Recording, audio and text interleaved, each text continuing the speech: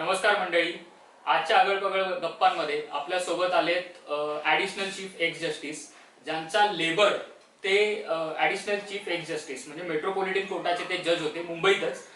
आणि त्यांचा हा प्रवास कसा झाला, त्यांच्या व्यक्तिगत जीवनाबद्दल आज आपण माहिती घेणार आहोत.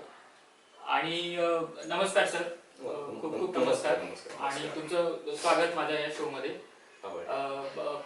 पहिले तर आपण बोलणार आहोत की म्हणजे टेक्निकल टर्म्स मला खूप तुमच्याकडून माहिती करून घ्यायच्या आहेत, पण त्या व्यतिरिक्त अजून मला पहिले प्रथम तुमच्या पर्सनल लाईफ बद्दल जाणून घ्यायचं आहे की लोक ज्यावेळेला एखादा छोटासा गव्हर्नमेंट जॉब लागतो किंवा एखादा छोटासा जॉब लागतो चांगल्या कंपनीमध्ये किंवा नॅशनल मल्टीनॅशनल कंपनीमध्ये, त्यावेळेला ते सॅच्युरेशन होऊन जातं, ते थांबून जातात. तर तुम्ही बीएमसी मध्ये लेबर होतात आणि त्याच्याही पूर्वी तुम्ही स्ट्रगल केलेलं आहे. आणि मग नंतर असं काय झालं की तुम्हाला जज होऊनच तिथे एक स्वल्पविराम घ्यावासा वाटला किंवा पूर्णविराम घ्यावासा वाटला? त्या प्रवासाबद्दल मला तुमच्याकडून माहिती करून घ्यायचं आहे. आणि तुमचाच स्ट्रगल नाही याच्या मागे, तर तुमच्या आईंचा तुमच्या यशामागे खूप मोठा वाटा आहे असं तुम्ही मागे सांगितलं होतं. त्याबद्दल आपण जाणून घेणार आहोत. तर सर काय सांगाल, कशी सुरुवात झाली तुमची? वास्तविक पाहता माझ्या यशामध्ये सर्वात मोठा जो हात आहे तो माझ्या आईचा आहे. कारण आर्थिक परिस्थिती काही नसताना इथपर्यंत पोहोचलो, त्याचं संपूर्ण श्रेय मी माझ्या आईला घेतो. आणि मला तुम्ही बघा की यशामध्ये स्वल्पविराम पूर्णविराम, मी माझ्या आयुष्यामध्ये कधीही माझ्या कर्तृत्वाला पूर्ण विराम दिलेला नाही. तर स्वल्पविरामाने सुरुवात करत असतो. उदाहरणार्थ जेव्हा मी लेबर झालो, तो भाग पुढचा आहे. लोक अगोदर MA करतात किंवा LLM करतात, मग PhD करतात. मी PhD केल्यानंतर पुन्हा मास्टर्स डिग्री दिलेली आहे. म्हणजे स्वल्पविराम नाही, म्हणजे पूर्णविराम नाही. कारण मी अगोदर LLM केलं, PhD केलं, पण माझं LLB होतं अगोदर आणि इकडे BA लागायचं. मी म्हणालो की नाही, हे BA बरोबर वाटत, आपल्या इथे मास्टर डिग्री पाहिजे. म्हटलं नाही, आपण MA करायचं. PhD नंतर पुन्हा मुंबई विद्यापीठामध्ये ऍडमिशन घेऊन मी MA केलं पॉलिटिकल सायन्स मध्ये. आणि काय प्रवास होता, म्हणजे तुमचं शिक्षण किंवा तुमच्या या म्हणजे लालन पालन पोषण ज्याला आपण म्हणतो मराठीमध्ये, ते मुंबईतच झालं. तर काय तुमच्या शाळेचे अनुभव काय होते, किंवा तुमचे वडील BMC मध्ये लेबर होते, तुम्ही मुंबईत रमाबाई कॉलनीमध्ये वाढला, त्याबद्दल काय सांगा? माझे वडील महानगरपालिकेमध्ये लेबर म्हणजे कामगार म्हणून काम करत होते. त्यावेळेला आम्ही राहत होतो साईन कोळीवाडा मध्ये झोपडपट्टी होती त्या ठिकाणी. आणि पुढे ती झोपडपट्टी तुटली गेली आणि मग घाटकोपरच्या रमाबाई नगरामध्ये आलो. आणि माझं शिक्षण तेव्हापासून तास ताग आहे, म्हणजे प्रायमरी लेवलचं शिक्षण हे संपूर्ण मराठी मीडियममध्ये झालेलं आहे आणि महानगरपालिकेची शाळेत झाले आहे. आणि त्याच्यानंतर मी 8वी आणि 9वीला घाटकोटमध्ये एक सर्वोदय विद्यालय आहे, त्या ठिकाणी ऍडमिशन घेतलं. आणि 9वीला असतानाच माझ्या वडिलांचं निधन झालं आणि मग वाटलं की नोकरी करावी आपण किंवा हातभार लावावं म्हणून त्यावेळेला 9वीच्या नंतर मी 10वी आणि 11वी नाईट स्कूलला शिकलो. त्याच्यानंतर मग पुन्हा कॉलेजमध्ये गेलो, नोकरीच्या शोधात होतो, नोकरी लागेल म्हणून पुन्हा नाईट कॉलेजला ऍडमिशन घेतलं. त्यावेळेला आमच्यावर हे होतं फर्स्ट इयर आणि इंटर पण मी शिकलो. आणि BA 2 वर्षाचं असतं त्या काळात होतं. तो म्हटलं नाही, आता आपल्याला चांगल्या प्रकारे काम करायचं आहे, चांगला अभ्यास करायचा आहे, आपण उलटा प्रवास करूया. मी नाईट कॉलेजचं ऍडमिशन कॅन्सल करून पुन्हा डिग्री ऍडमिशन घेतलं आणि BA चांगल्या मार्काने पास झालो. दरम्यान 9वीला असताना तुम्ही म्हणाले की तुमचे वडील वारले, मग तुमच्या आईने तुम्हाला शिकवण्यासाठी काय कष्ट केले? त्यावेळेला त्यांना BMCचा जॉब सहज मिळाला, काय झालं? सगळ्यात महत्वाचं असं आहे की जरी माझे वडील 9वीला असताना वारले, परंतु आमची दयनीय अवस्था ही फार त्याच्या अगोदर सुरू झाली होती. आणि मला सांगायला काही लाज वाटणार नाही, या दयनीय अवस्थेला जे कारण असेल तर माझ्या वडिलांचं व्यसन होतं. दारू पिणं, ते त्या काळामध्ये 11 लावायचा प्रकार असायचा आणि ह्यामध्ये पूर्णपणे बरबाद झालं होतं. तुम्हाला मी सांगेल की आमच्या घरामध्ये काय काय वस्तू होत्या त्या काळामध्ये. स्वयंपाकात आम्ही काय वापरायचो, पाणी कसं प्यायचो, तर एक तवा तर असतो भाकरी करण्याकरता आणि छोटे मोठे अशी टोप लहान मोठे असायची. त्यामध्ये आई आम्हाला कधी भात किंवा काही भाजी करून द्यायची. परंतु जेवायला घरात ताट नव्हता. परंतु मी माझं ताटात जेवायचो. तर तुम्ही असं म्हणाल की घरात ताट नव्हता, ताटातच जेवायचा. तर त्या काळामध्ये पुढे गाड्या असायच्या रस्त्याने चालणाऱ्या, म्हणजे 4 व्हीलर त्याला आपण म्हणतो, कार त्याला एक व्हील कॅप असायची. तिथे काय झालं, एक आमच्या हायवेने घाटकोपरच्या एक कार चालली होती, त्याची व्हील कॅप उडाली आणि ती मला सापडली. मी ते घरी आणली, मग त्यातून मी जेवायचो. आणि पाणी कशाने प्यायचो, आपण जो मग वापरतो आंघोळीला त्या मगाने पाणी प्यायचो. अशा अवस्थेमध्ये आम्ही शिकत असताना संपूर्ण शरीरात आणि वडील त्यामुळे आजारी पडले. त्याला टीबी झाल्यामुळे कामावर नाही, पगार त्या अर्धा पगार मिळायचा. त्यातून सांगितला वडिलांचा तो दारू प्यायचा वगैरे व्यसन पूर्ण बरबाद झालो होतो. आणि मात्र आईने मात्र का सोडली नाही, ती म्हटली नाही आपल्याला मुलांना मला वाढवायचं, 3 मुलं आहेत मला वाढवायची आहेत. आणि आई अक्षरशः सकाळी एका ठिकाणी म्हणजे नोकरी लागली, महापालिकेमध्ये खानाबदली नोकरी लागली. ती नोकरी अशी असायची, खानाबदली म्हणजे कामावर जायचं, हजेरीला जायचं. तिथे जर कोणी गैरहजर असेल तर त्यांनी तिथे काम करायचं. तर कधी 1 दिवस भरायचा, कधी 2 दिवस, कधी जास्तीत जास्त 7 दिवस भरायचे महिन्यामध्ये. पण ते पुरेसं नव्हतं. मग आई म्हटली नाही, याला काहीतरी आपण केलं पाहिजे. त्या काळामध्ये घाटकोपरला ते रस्त्यावरचा काच पत्रा आणि कागद गोळा करायचं काम आई करायची. मला ते आजही आठवत आहे की ते आईच्या गळ्यामध्ये ते पोतीचं असं मोठा जमला असायचा, त्यामध्ये मग ते सामान भरायचं. आईने कागद काच पत्रा आणि ते विकायचं जाऊन. विकल्यानंतर किती पैसे मिळायचे मला आजही आठवत आहे. जास्तीत जास्त 12 आणि ते सव्वा पावणे 2 रुपये पर्यंत मिळायचे किंवा दाजीमध्ये 2 रुपये दिवसाला. त्यामध्ये मग जे काय मिळेल आम्ही आईची वाट पाहिजे दुपारी, आता आई घरी काहीतरी आणलं खायला. परंतु मी नेहमी सांगत असतो की कोणत्याही स्त्रीला तिचे आई वडील खूप मदत करत असतात. आणि माझ्या चांगलं मी समजलं, नशीब चांगलं होतं की माझ्या आईला भाऊ नाही, बहीण नाही, पण एकटी होती. तिचे आई वडील मुंबईला आले गाव सोडून की आपली मुलगी आहे, जावयाची परिस्थिती अशी आहे, त्यांना हेल्प करावं. मग माझी आई आणि आजी ह्या दोघी त्या कासपर्यंत विसायला जायच्या. आणि माझे आजोबा म्हणजे आईचे वडील अंध होते. मग ते जायचे रस्त्यावर भीक मागायचे आणि भीक मागून ते आम्हाला काय ते आणून दुपारी घरी यायचे. मी त्यांना कधी सोडायला गेलो अनेक वेळा भीक मागण्याकरता. परंतु इथे मात्र एक गोष्ट मी सांगेल की वडील त्यांच्या म्हणजे आईच्या वडिलांनी भीक मागितलं, पण आमच्या आईने आम्हाला 2 गोष्टी सांगितल्या की किती परिस्थिती असू दे 2 गोष्टी तुम्ही करायचं नाही, म्हणजे माझ्या मुलाने नाही करायचं. कुठल्या चोरी नाही करायची आणि भीक नाही मागायचं. मी मात्र कधी भीक मागितलं नाही कधीच. तर आईने सांगितलं स्पष्ट भीक मागायचं, पण शिक्षण मात्र करत गेलो.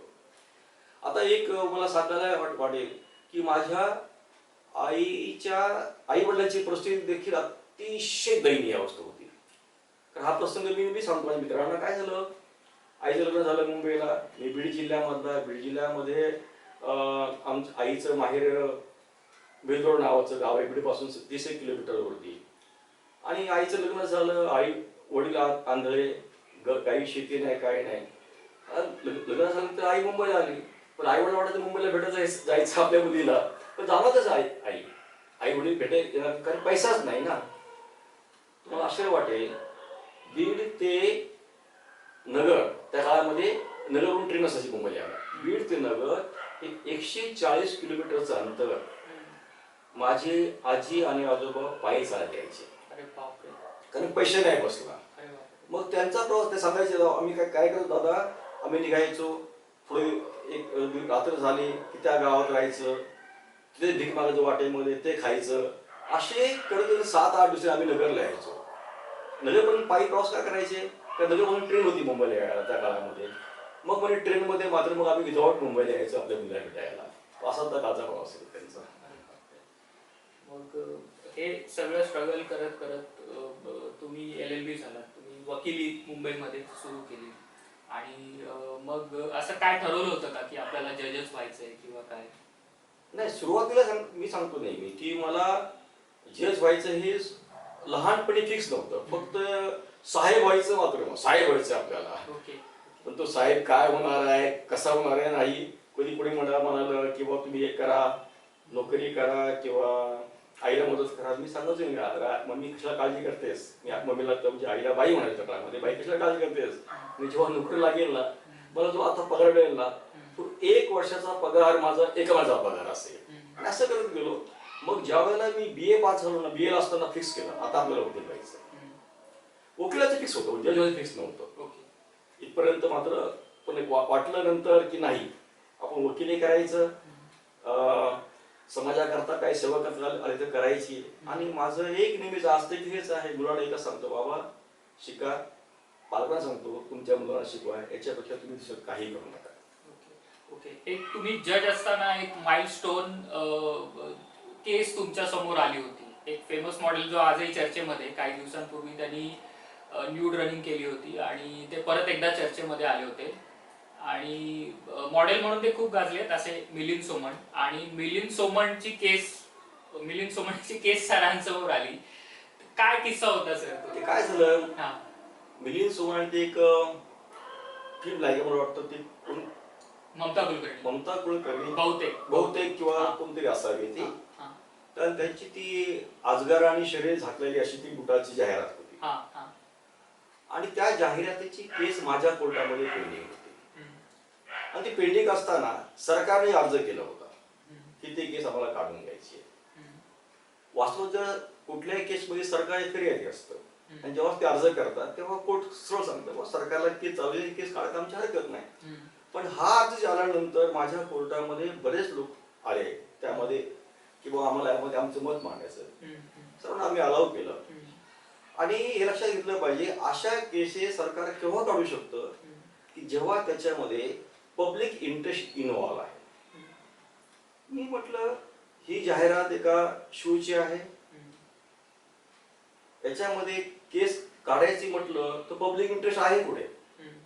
मी माझी न्यायबुद्धी वापरली आणि त्या सरकारचा अर्ज नामंजूर केला. आणि महत्वाचं असं की मी नवलकरांना ओळखत नाही, पण नवलकरांनी माझ्यावरती त्या काळामध्ये मला वाटतं नवा काळमध्ये एक लेख लिहिला होता. प्रमोद नवलकर जे शिवसेनेचे मोठे नेते होते आणि लेखक पण होते, तर त्यांनी माझ्यावर लेख लिहिला होता. आणि माझं त्यांनी म्हणजे माझं ओळख असं त्यांनी माझं लेख लिहिलं, मला वाटतं की फार मोठी पावती होती माझ्याकरता.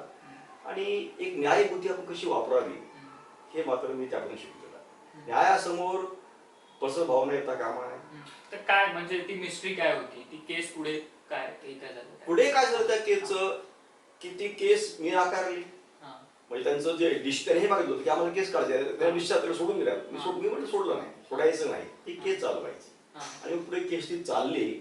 आणि आताचा निकाल काय लागला ते मला आता आठवत नाही, कारण त्यानंतर माझी बदली झाली त्या कोर्टात. ओके. त्याच्यानंतर आणखी एक माइलस्टोन माझ्या दृष्टीने केस तुमच्याकडे आली होती आणि ती म्हणजे छगन भुजबळ ज्या वेळेला कॉन्ट्रोवर्सी मध्ये होते किंवा लाईमलाईट मध्ये होते, ज्या वेळेला ते डेप्युटी CM म्हणजे उपमुख्यमंत्री आणि होम मिनिस्टर पण होते, गृहमंत्री पण होते. आणि बरीचशी अशी प्रकरणं झाली की आज जेवढे छगन भुजबळ फेम मध्ये होते त्याच्या काही अंश मागे पुढे ते त्यावेळेला पण आले होते. त्याची बरीचशी कारणं आहेत. आणि ती केस पण त्यातली एक केस सरांच्या कोर्टामध्ये आली होती.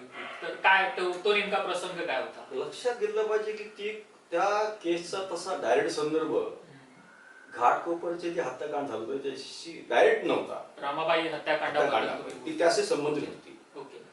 कारण भुजबळ मंत्री असताना त्यांच्यावर एकाने आरोप केला होता की हे जे प्रकरण घडलं आहे की आंबेडकरांच्या पुतळ्याला जो हार चपलेचा विटंबना झाली होती. तर म्हणे त्याने असा आरोप केला की भुजबळांनी मला बोलून घेतलं होतं आणि सांगितलं की तू ती विटंबना कर, आणि मी नकार दिला. आणि अशा प्रकारे त्याचं स्टेटमेंट झालं प्रसिद्ध. मग भुजबळाने त्याच्यावर केस केली की बाबा हा जो बोलतो आहे संपूर्ण चुकीचं बोलतो आहे, मी असं काही केलेलं नाही. आणि ह्या अशा प्रसिद्ध बोलण्यामुळे जे मीडियामध्ये वगैरे आलेलं आहे त्यामुळे माझी बदनामी झालेली आहे. मग त्यांच्याविरुद्ध त्यांनी कलम 500 मध्ये IPCच्या एक बदनामीचा दावा दाखल केला होता. आणि त्या बदनामी दाव्यामध्ये तो जो समोरचा मनुष्य होता, मला वाटतं त्याचं नाव अगरवाल असावं, त्याला शिक्षा झाली होती. पुढे ते सेशन कोर्टाने ती शिक्षा रद्द केली, भाग वेगळा आहे, परंतु माझ्या कोर्टात त्याला शिक्षा झाली होती. ओके, म्हणजे तुम्ही त्यांना शिक्षेस पात्र ठरवलं होतं. ओके. आणि याच्या व्यतिरिक्त अशी म्हणजे तुमच्या लाईफ मध्ये तुम्हाला सगळ्यात अशी माइलस्टोन अचीवमेंट कोणती वाटते की ज्या तुमच्या निर्णयामुळे लोकांच्या आयुष्यावर परिणाम झालाय, चांगला किंवा कसा? नाही, काय न्याय देताना तुम्हाला एक गोष्ट लक्षात घेतली पाहिजे, दोन पक्षकार असतात आणि आपण ज्याला न्याय देतो त्यावेळेला एक पक्षकार ज्याच्या फेवर न्याय देतो खुश असतो आणि दुसरा मात्र दुःखी झालेला असतो. याचा आपण विचार केला पाहिजे. माझ्या दृष्टीने किती समाजाला परिणाम झाला किंवा नाही झाला याच्यापेक्षा सामाजिक दृष्टिकोन कसा बाळगला जातो न्याय, किंवा कसा बाळगावा, कसा पाळावा न्यायाधीशाने न्यायबुद्धी वापरून, त्याचा तुम्हाला किस्सा सांगतो मी तुम्हाला. म्हणजे किस्सा म्हणजे केस होती माझ्या कोर्टामध्ये की जर सरकारी कामामध्ये व्यत्यय आणला आपण तर त्याला शिक्षा होते किंवा तो गुन्हा होतो. तर काही कामगार लोक रात्रीला काम करून झोपडपट्टी रस्त्यावर काम करत होते आणि झोपले होते रस्त्याच्या बाजूला. पोलीस लोक आरोपी शोध घेत त्या ठिकाणी पोहोचले. रात्रीची वेळ होती आणि त्यांनी त्या लोकांच्या तोंडावरती चादरी वगैरे ओढायला सुरुवात केली की कोण आहे झोपलेले. तर त्यांनी एका बाईची चादर ओढली. त्या बाईच्या नवऱ्याने पाहिले की आपल्या बायकोची कोणती चादर ओढते, त्यांनी त्या पोलिसाच्या तोंडावर एक फटका मारला. कारण ते साधे ड्रेस ओढत होते, त्यांना काय माहिती की पोलीस आहे की नाही. आणि जेव्हा निकाल माझ्याकडून केस चालली, मी निकाल दिला होता असा, ते कलम 353 असं आहे की सरकारी कामामध्ये व्यत्यय आणणं किंवा एखाद्या अधिकाऱ्याला मारहाण करणं, कबूल करणं हा गुन्हा आहे. परंतु लक्षात घेतलं पाहिजे की कोणत्याही कायद्यामध्ये इंटेन्शन फार महत्वाचं असतं. जर इंटेन्शन नसेल तर तो गुन्हा होत नाही जनरली. आता ते पोलीस कर्मचारी सिव्हिल ड्रेसमध्ये आहे, त्यामुळे हा मनुष्य गुंड आहे, चांगला आहे, शिक्षित आहे हे कळणं शक्यच नाही. आणि जेव्हा एखाद्या माणसाला वाटतं की आपल्या बायकोचे चादर कोणी ओढतोय तो असं नैसर्गिक होईल ना, त्याने त्याला अडवणं किंवा कबड्डीत मारणं हे नैसर्गिक होणार आहे. त्यामुळे म्हटलं याचे इंटेन्शन क्लिअर होत नाही, त्यामुळे ही केस किंवा हा गुन्हा सिद्ध होत नाही आणि मी त्यांना हे दिलं होतं, सोडून दिलं होतं. बापरे, हे खूप हे म्हणजे बऱ्याचदा असं होतं की बरेचसे निकाल जे पोलिसांच्या फेवर मध्ये लागतात. उदाहरणार्थ एक सगळ्यात मोठं उदाहरण काफ्काने दिले ट्रायलचं, ते जर वाचलं तर, किंवा असे बऱ्याचशा केसेस आहेत ज्या आपण बघू शकतो, ज्या लोकांना माहिती असतील. असं सगळं आहे. आणि अजून एक किस्सा झाला होता की राष्ट्रपतींनी तुम्हाला पत्र लिहून सांगितलं होतं की तुम्ही एका प्रकरणामध्ये साक्ष द्या, ज्या वेळेला तुम्ही सर्व्हिसमध्ये होतात. आणि त्यावेळेला ते नेमकं काय प्रकरण होतं? तुम्हाला सर्वांना माहिती, त्या काळामध्ये एक खटला खूप गाजला होता, ते MPSC घोटाळा. त्या MPSC घोटाळ्यामध्ये एक 164 CRPचा जबाब नोंदवायचा असतो आणि त्या केसमध्ये मी तो जबाब नोंदवला होता. त्या जबाब नोंदवल्यानंतर जर तो सिद्ध करायचा असेल तर ज्या दंडाधिकाऱ्याने तो नोंदवलाय त्याला कोर्टात जाऊन तो साक्ष द्यावी लागते. आणि हे प्रकरण खूप गाजलं होतं, राष्ट्रपतीपर्यंत गेलं होतं. कारण सरकारी नोकर जे असतात त्यांना जर समजा काढायचं असेल कामावर, ती पावर राष्ट्रपती आणि म्हणजे वरिष्ठांची आहे. आणि या खटल्यामध्ये मी साक्ष द्यावी याकरता मला राष्ट्रपती भवनातून एक पत्र आलं. 1900 किती साल? मला वाटतं आता नक्की तर आठवणार नाही, परंतु साधारणतः 98 नक्की आठवत नाही मला, पण अंदाज. आणि मग पत्र आल्यानंतर की बुवा तुम्ही जाऊन साक्ष द्यावी असं त्यांचं विनंती वजा पत्र आलं. परंतु न्यायाधीश हा काम करत असतो हायकोर्टाच्या अंडर. मी म्हटलं जरी राष्ट्रपतीचं पत्र असेल तरी तशाच अर्थाने ते माझ्यावरती बंधनकारक नाही. मग मी माझे जे प्रमुख होते त्याला आपण मुंबईमध्ये म्हणतो चीफ मेट्रोपॉलिटन मॅजिस्ट्रेट, त्यांना पत्र लिहिलं की सर असं असं पत्र मला आलेलं आहे, तेव्हा आपण काय ते मार्गदर्शन करावं. आणि मग त्यांनी हायकोर्टला पत्र लिहिलं की बा असं पत्र आलंय, आणि मग हायकोर्टाने मला परमिशन दिली, सांगितलं की तुम्ही जाऊन साक्ष द्या. त्यापूर्वी जाऊन साक्ष दिली. अरे बापरे, म्हणजे राष्ट्रपती पद जे भारतातलं सर्वोच्च पद आहे, घटनात्मक पद आहे, आणि त्या पदाला कायदेशीर कशी बगल देता येते याचं हे खूप मोठं उदाहरण आहे. सर ज्या वेळेला पुस्तक लिहितील किंवा सिनेमा काढतील त्याच्यामध्ये हा प्रसंग असायला हवा, असं एक चाहता म्हणून मला वाटतं. आणि त्याच्यानंतर मला सांगा सर, आता एक जस्टिस लोया किंवा जज लोया जे जज होते त्यांची हत्या झाली, तर जस्टिस हा शब्द पर्टिक्युलरली कोणाला वापरतात, म्हणजे न्यायाधीश, न्यायमूर्ती आणि न्यायदंडाधिकारी. थोडंसं टेक्निकल आहे हे, पण हे सर्वसामान्य लोकांना या गोष्टीचं फारसं ज्ञान नसतं, या गोष्टी अवगत नसतात. सरळसोट आपण जो समोर जज बसलेला असतो त्याला मायलॉर्ड म्हणतो, आणि या अशा बऱ्याचशा गोष्टी ज्या आहेत त्या आता क्लिअर होत आहेत. तर मौका भी है दस्तूर भी है, आपण सरांकडून या गोष्टी जास्त क्लिअर करून घेऊया. त्यापैकी सांगतो की मी राष्ट्रपतीच्या पत्राला बगल नाही दिली, तर कायदेशीर बाबी पूर्ण केल्या. कारण मी न्यायाधीश हा हायकोर्टच्या अंडर असतो. बगल दिली म्हणजे कायदेशीर ह्याच्यावरती तुम्ही कायद्यावरती बोट ठेवून त्या गोष्टी केल्या. बगलचा माझा म्हणण्याचा अर्थ असा होता की ते चुकवलं नाही. ठीक आहे, ठीक आहे, ते असं माझ्या सांगण्यात. आणि दुसरी गोष्ट अशी की आपण मग अशी मला जज घेऊया, तर सामान्य माणसाला जज किंवा जस्टिस, लॉर्डशिप ह्या संकल्पना पूर्णपणे माहीत नसतात. ते सर्रासपणे सर्वांना न्यायमूर्ती म्हणतात. न्यायमूर्ती खऱ्या अर्थाने न्यायमूर्ती हे जे पद आहे त्याला इंग्लिशमध्ये जस्टिस म्हणतो आपण. आणि हे न्यायमूर्ती हायकोर्ट जज आणि सुप्रीम कोर्ट जज जे आहेत त्यांना न्यायमूर्ती म्हटलं जातं. बाकी जे अन्य जजेस आहेत त्यांना फक्त न्यायाधीश म्हटलं जातं. मग तो डिस्ट्रिक्ट जज असेल किंवा JFC असेल किंवा मेट्रोपॉलिटन मॅजिस्ट्रेट असेल त्यांना न्यायाधीश म्हटलं जातं. इव्हन त्यामध्ये स्मॉल कॉलेज जज असेल किंवा दिवाणी न्यायाधीश असेल तर सर्वांना न्यायाधीश म्हटलं जातं. जस्टिस म्हटलं, जस्टिस फक्त हायकोर्ट जज आणि सुप्रीम कोर्ट जज. Okay okay. आणि consumer court, small causes court, वेगवेगळे कॅट आणि मॅटचे ट्रिब्युनल, आणि असे कोर्टाचे किती बायफर्गेशन आहे. सगळ्यात लक्षात घेतलं पाहिजे इम्पॉर्टंट असं की सध्याला न्यायपालिकेमध्ये 3 स्तरीय न्यायपालिका आहे. ओके. लोअर ज्युडिशियरी, दुसरी काय बघते लोअर ज्युडिशियरी काय कोणते? Lower judiciary, district level judiciary, नंतर हायकोर्ट, सुप्रीम कोर्ट, या 3 त्यांनी भाग केले आहेत.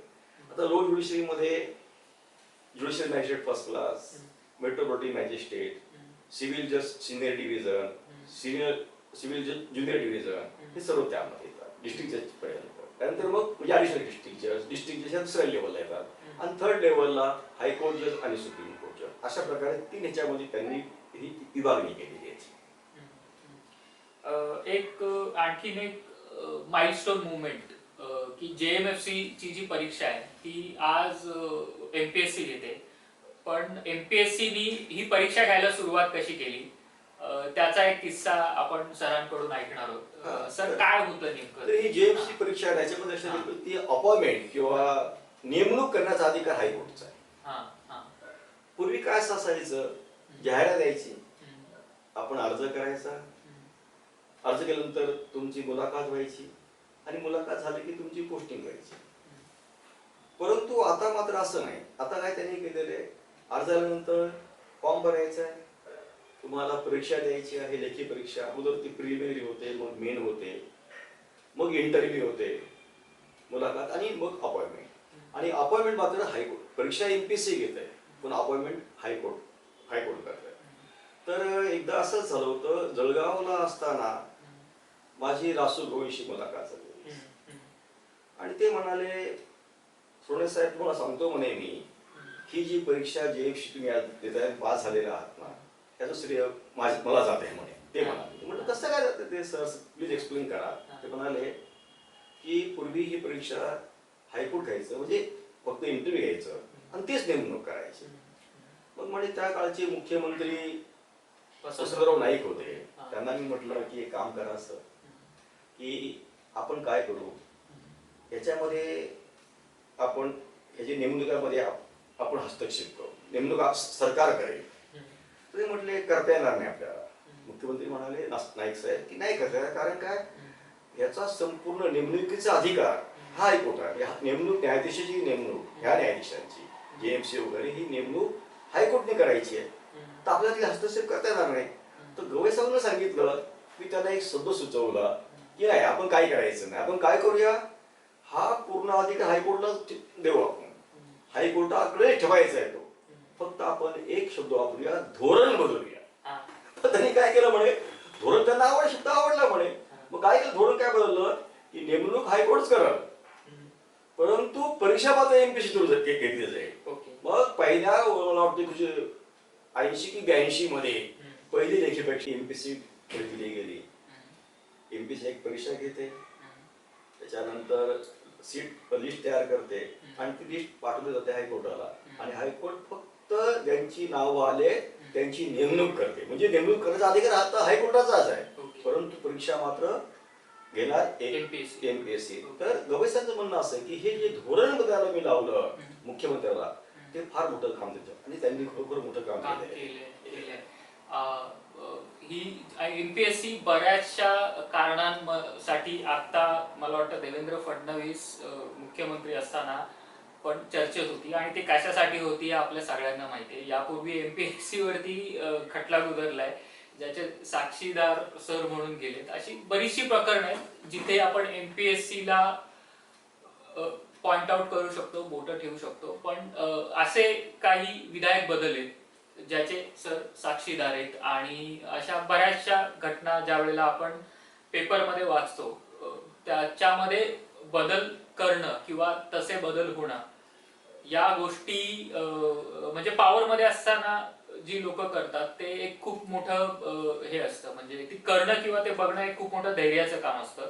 कधी जर तो प्लान बारगळला, म्हणजे आपण दिलेला निर्णय पुढे बदलला गेला आणि तो साध्या कारणांनी बदलला गेला, तर ती आपला तेवढा अभ्यास कच्चा आहे असं ते प्रूव्ह होतं, आणि ते सांगायला कोण वेगळ्या तज्ञाची गरज लागत नाही. पण सरांनी दिलेले निर्णय, सरांनी घेतलेल्या भूमिका, आणि MPSC जी 1980 पासून JMFC ची परीक्षा घेते, त्याच्या मागे वसंतराव नाईक यांचा तर खूप मोठा वाटा आहेच आहे. पण रासू गवई जे आंबेडकरी चळवळीमधून मी चुकत नसेल तर ते आले, आणि त्यांनी हे काम केले. म्हणजे ज्या ज्या वेळेला सुशिक्षित आणि चळवळीतून आलेली लोक आहेत, मग ते कोणत्याही पक्षाचे असतील, त्यांनी केलेली कामं, हा एक खूप मोठा माइलस्टोन बदल जो आहे महाराष्ट्रामध्ये किंवा ओव्हरऑल प्रत्येक MPSCच्या म्हणजे स्टेटच्या कमिशननी तो लागू केला असेल कदाचित, असा एक माझा अंदाज आहे.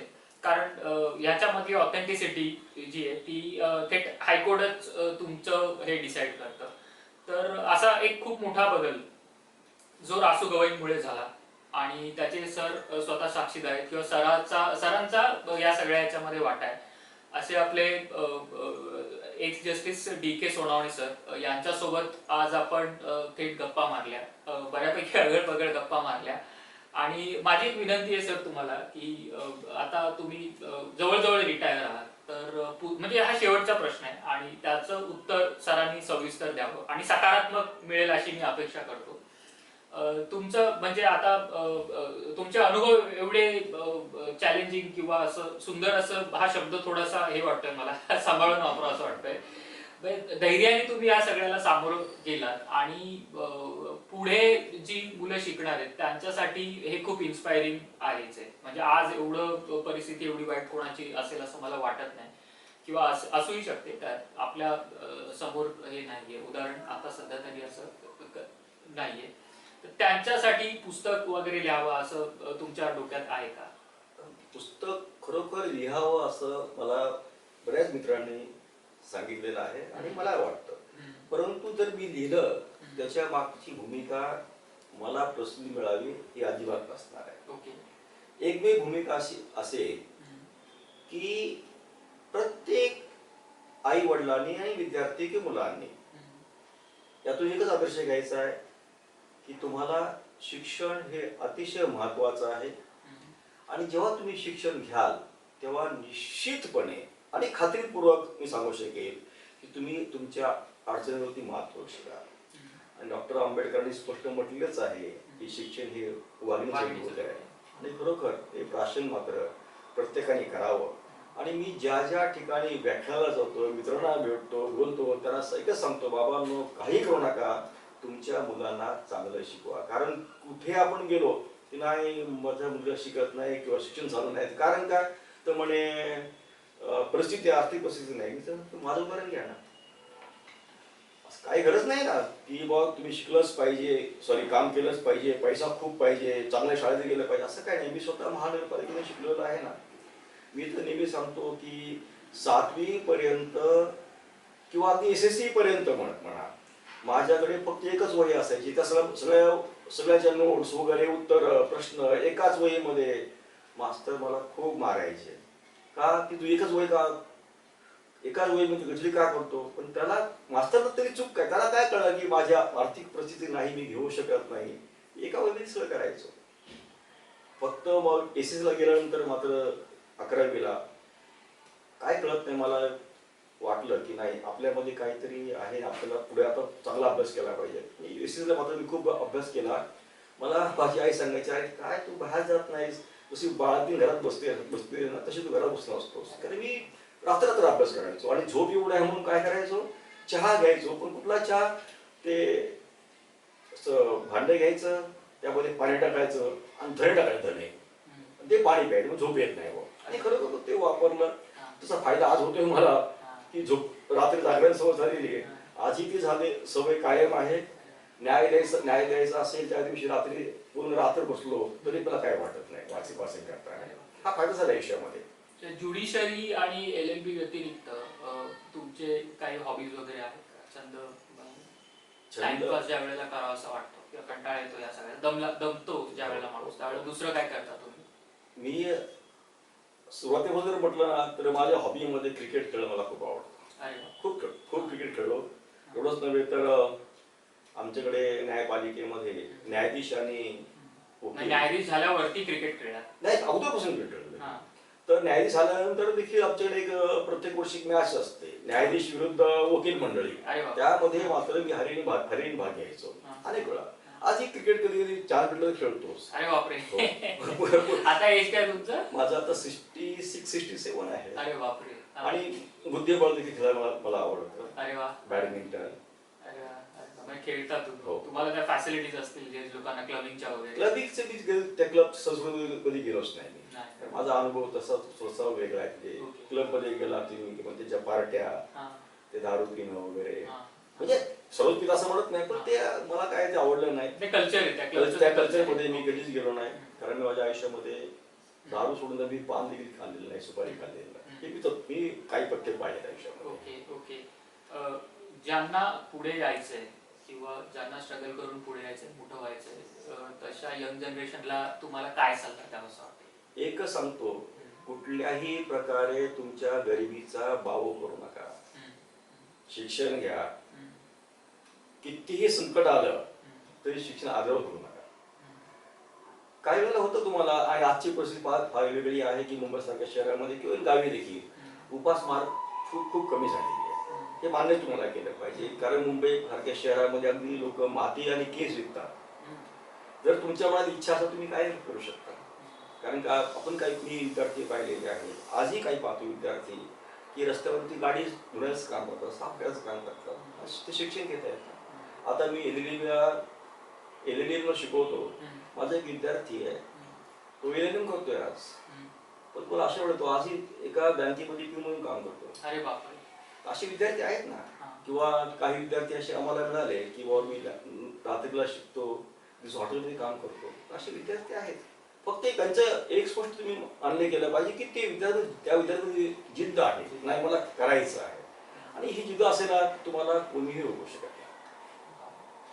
जिद्द असेल तर कोणी रोखू शकत नाही. या पॉझिटिव्ह नोटवरती आज आपण सरांचा एक फॉर्मॅलिटी म्हणून निरोप घेतोय, पण लवकरच वेगवेगळ्या विषयांवरती सर आपल्याला नक्कीच वेळ देतील अशी मी सरांना विनंती करतो आणि इथेच थांबतो. धन्यवाद. धन्यवाद. नमस्कार.